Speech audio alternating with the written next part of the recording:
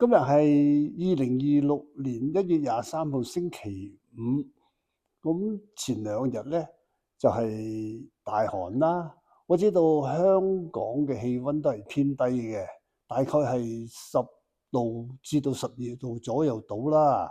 咁大家係咪覺得好冷咧？即係好凍咧？其實呢啲都係小兒科，即係我唔係話即係同美國嘅天氣喎，我話香港嘅天氣係小兒科。點解咧？因為大概我諗係75年啩，或者係74年啦。香港嘅市區曾經咧試過只係得4度，而新界咧可能仲要低1-2度嘅。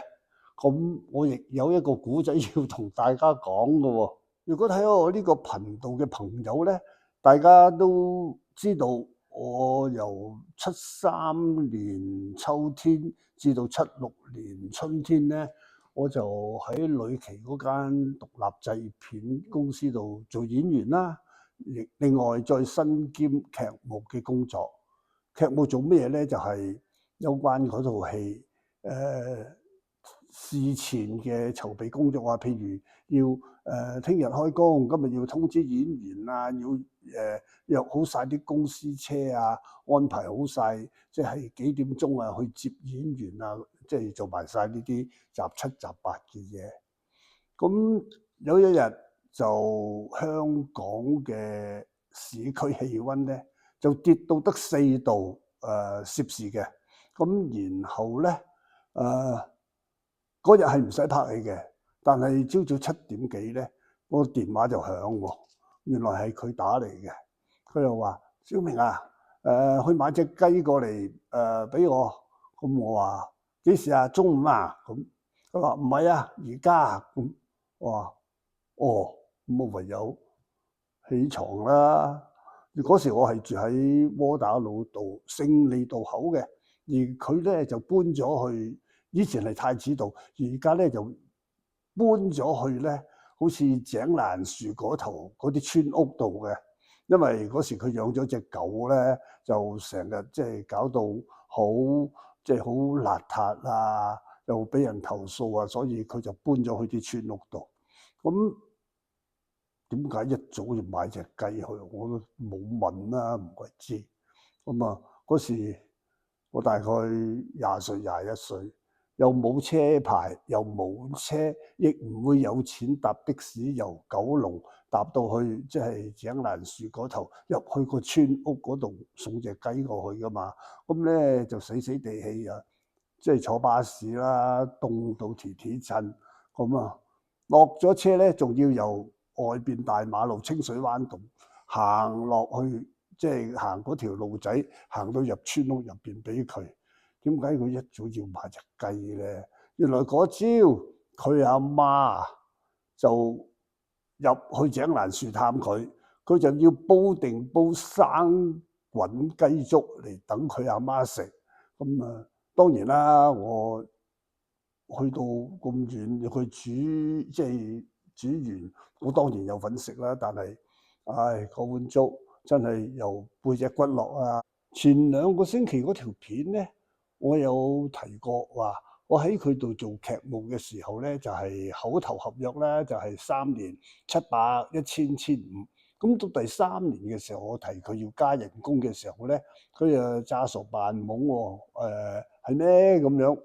就唔出聲喎，就唔需要我再做啦，即係炒魷魚啦啊！咁我咪自己走出去，即係咩打滾咩大爬嗰類咁啊，走去電視台啦。咁啊入咗電視台做，做咗一段時間啦，唔係太長咧，就外邊有啲廣告商就揾我去出邊咧，就拍廣告喎。咁喺當年嚟講咧，人工都算唔錯啦嚇。我係拍一個咧，就係30汽車 Lancer 嗰個 model 嘅汽車廣告，而我嘅拍檔咧係即係唔係演員啦，係一位女嘅模特兒。但係我上網咧揾嚟揾去都揾唔到我嗰個廣告嗰條片，但係咧架車嗰個 model 同個顏色我就揾到啦。咁大家睇下，當年咧我就喺麗的電視度做緊嘅，而大部分咧我都係同禤素霞咧做小情侶，然後咧就外面有一個即係雪櫃嘅廣告，想揾我同阿禤素霞拍檔啦。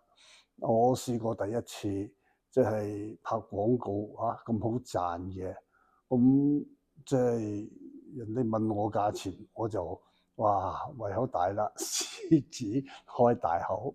咁後尾終於係接唔成，冇咗咯。喺上個星期我就收到一位朋友 send 咗一條 link 俾我，個主題就係香港50、60、70年代懷舊廊。嗰張即係嗰篇文章咧係講我嘅，其中我會話99%嘅內容都係正確嘅，但係只有一個消息係錯到離晒譜。嗰個消息咧就係話我去電視台做咧就係呂奇介紹嘅，根本係冇可能啦，因為我喺佢度做咗2年，要加人工佢唔加，仲炒埋我，點會再介紹我去電視台做啊？咁咧就其實喺我仲即係做緊佢跟班嘅時候咧，有一次佢去街市嗰度做一個即係節目訪問佢，咁我當然要跟埋佢去啦，啲跟班。咁嗰個 P.A. 即係 producer assistant，即係中文咧根本就係助理導演啊，唔係即係製片。咁問佢話：可唔可以同埋艾迪一齊接受訪問啊？佢咧就一嘢就幫我推咗，佢話：佢未掂嘅，唔得咁樣，冇接受訪問。咁佢有佢化妝啦，咁我冇理由坐喺化妝間度睇佢化妝嘅，幾鬼無聊啊！咁咪喺出面走廊度行企，咁咧後尾個助導咧又行過，佢見到我，佢就話俾咗佢張卡片我，佢話：第日如果你想拍電視嘅，你揾我啊！咁我離開咗呂奇間公司之後，我一個人都唔識，只有呢個聯絡電話，我就直接打電話俾呢個助導啦。咁我就開始咗我喺電視台第一日嘅特約演員生涯。入咗電視台之後，就算我喺街市麗的或者無線，即係經過呢5年嘅電視生涯咧，我係從來未做過男主角嘅，所以我嘅夢幻之旅咧喺電視台係冇咩好講嘅。但係下個星期咧，我就離開咗電視台，開始進入電影圈嘅夢幻之旅。大家繼續支持我。